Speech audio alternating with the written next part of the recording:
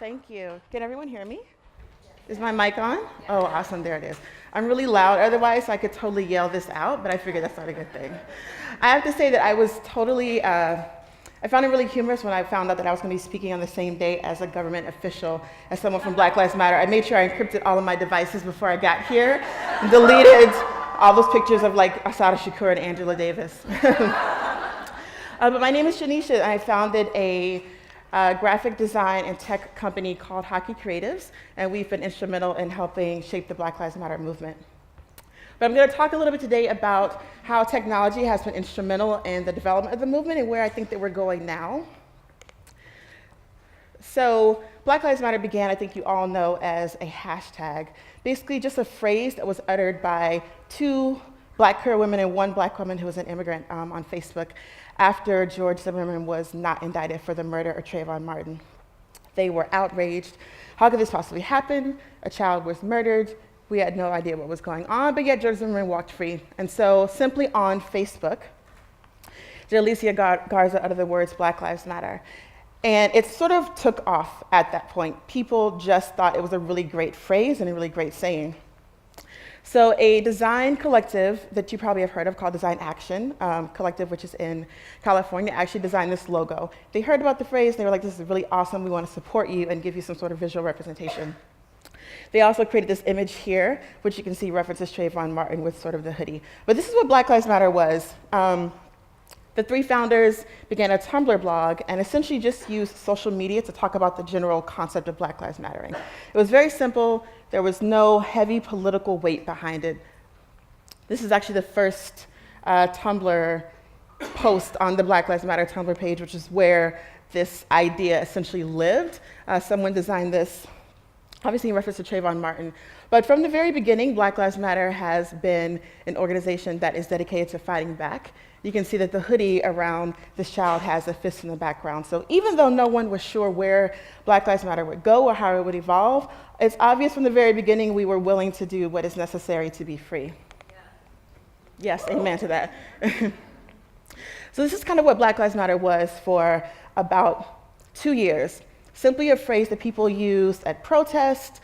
The hashtag was important because I think people unconsciously gave the name mobility, and even though they weren't thinking about this developing into an organization, the use of the pound sign definitely was foreshadowing to what the movement would be, something that lives and grows constantly, and definitely something that is trending.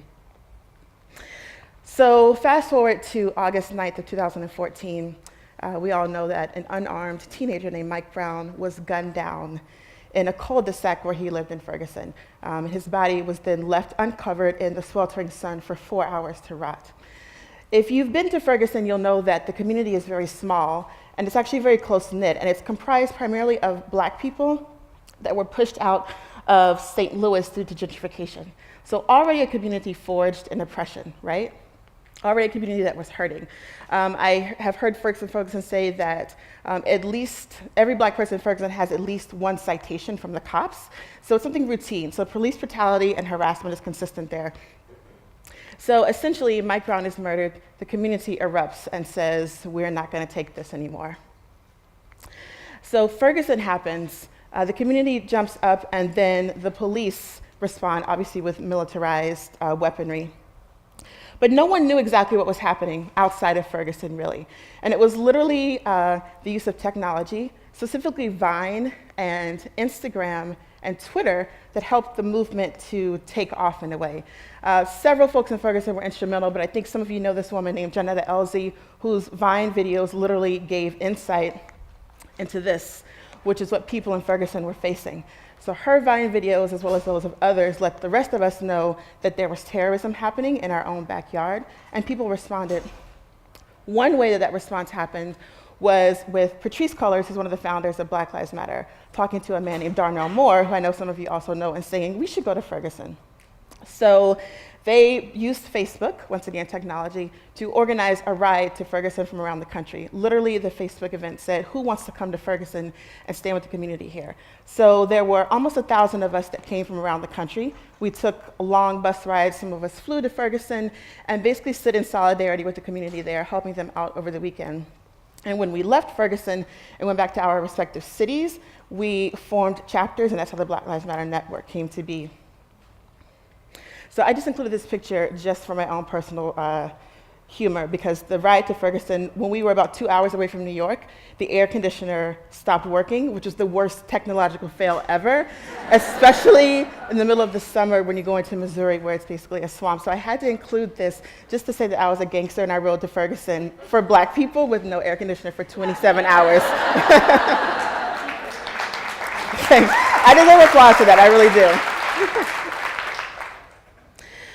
So this is just to show you what the power of social media did. That weekend in Ferguson, I think there were almost 5,000 people that came.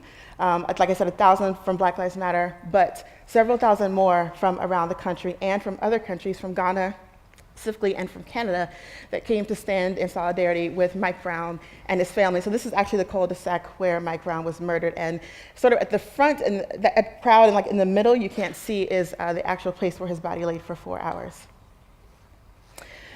So moving forward, Ferguson was over. We went back home, and I said to Patrice, this is really something. And she was like, no, this is just a project. We just went to Ferguson for the weekend. And I was like, no, I think the people are ready for this to be an organization. So I demanded that they allow me to build them a website. So this is the first iteration of the Black Lives Matter website, which I built. And I said to her, this is something, and we need a web presence so that people can follow us.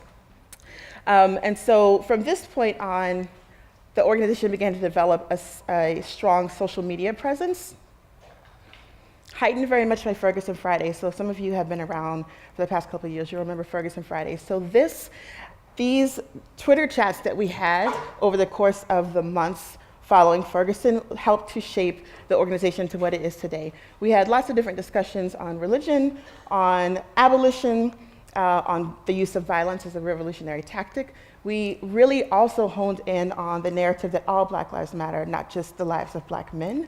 We emphasized Black trans women. And an organization, shout out to Black trans women, an organization called TWOC, who I know a lot of you know, called Trans Women of Color Collective, was very instrumental in helping us shape a narrative around our Black feminist politics. So without TWOC and Ferguson Fridays, I don't think Black Lives Matter would actually exist. Those two things together literally helped push us into this movement where people began to question, am I only standing up for Black men? What do I think about people who are queer? What does it mean to be disabled? So this technology that we use, literally using Twitter, propelled us into the place where we are now. So one other thing that technology helped us do in the movement was to connect with Black people in other countries. So Black Lives Matter has always been international in a way, even though we're based in America. But we have seen amazing support from all around. So this is a recent photo from Afro-Latinos in Puerto Rico who are organizing and forming solidarity there. The next photo contains violence, I have to let you know. This is actually a photo of Ethiopians living in Israel who joined in on Black Lives Matter protests for their own rights in Israel, sort of around the time of Ferguson. So we've seen this amazing solidarity from Black people around the country and around the world. And Twitter literally has been that tool that has helped us do that. Someone sees our tweets and they're like, I'm in solidarity with you. And we've also seen a large outpouring, obviously, from non-Black people of color and from white allies also too. Palestinians were also instrumental during the time of Ferguson in giving us tips on how to deal with tear gassing and pepper spraying. So going forward, this is where we are now. Black Lives Matter is this amazing organization, but I would be remiss if I didn't talk about the use of technology to thwart our actions. So even though we are using Twitter and Facebook, we are aware that we don't own those platforms, and we don't own the internet. Even though I know some people in here are probably going to be instrumental in changing that, and I look forward to that day. Right now, we understand that the tools that we use to organize are also weaponized against us. So the FBI has been very instrumental in monitoring our protests. One thing that they're using is geo-tracking on our tweets to see where we are at the time that the tweet is given.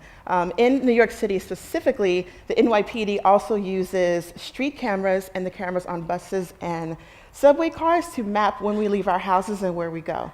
So we're all being monitored specifically, and this adds another tone to the work that we're doing. We haven't had a civil rights movement when we have this much technology. When we had our previous civil rights movement, there was no internet, but yet COINTELPRO and other government efforts were able to essentially end the Black Panther Party, right? So we're in this new phase where we're asking ourselves, how can we actually be safe in this moment and use technology as much as we can, even though we don't own it? So obviously we use encryption and we're careful about our phone calls and all of those kinds of things. But what we realize more than anything is that Facebook and Twitter has been used for mobilization, but they cannot take the place of grassroots organizing. So no matter what we do, we have to door knock and talk to people on the street. That is literally how a revolution is built. It's not going to be tweeted. I saw a lot of folks in Ferguson, they were like, the revolution is going to be tweeted. And I was like, it will never be tweeted. It will always happen in your basement when your phones are off and you're making connection with another person. So all that being said, at this point, we still use Twitter and Facebook, obviously, but what we realize also is that, I'm going to come back to this. This is Corinne Gaines as an example of how Facebook is used against us. If you do not know, she was murdered by the police recently, and she was actually live streaming the SWAT team in her hallway that came to arrest her, and the SWAT team was able to get Facebook to end her Facebook Live video. So no one actually knows what happened to her in the moments that she died. Yes, uplifting her young Black mother. This is Oscar Grant, who a lot of you know. During the protests around his death, the city of Oakland actually shut down the internet so that no one could tweet or use their phones. And I also want to show Troy Davis. I think everyone remembers that he was executed for a crime he likely didn't commit.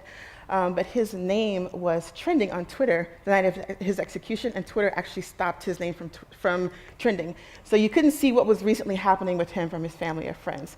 So these are just examples on how we are able to make some inroads at the same time we have some great challenges around us. So all that being said, what we have learned is that grassroots organizing is always the way to go, and this simple tool literally will start the revolution that we need. It is a printer.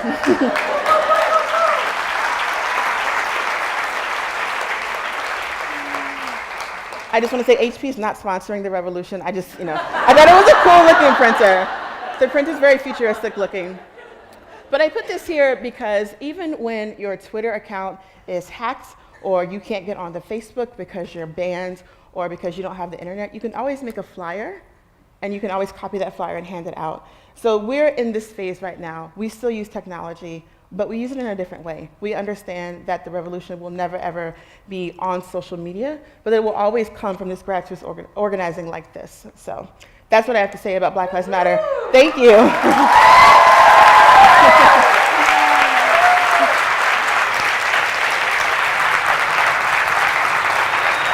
Thank you.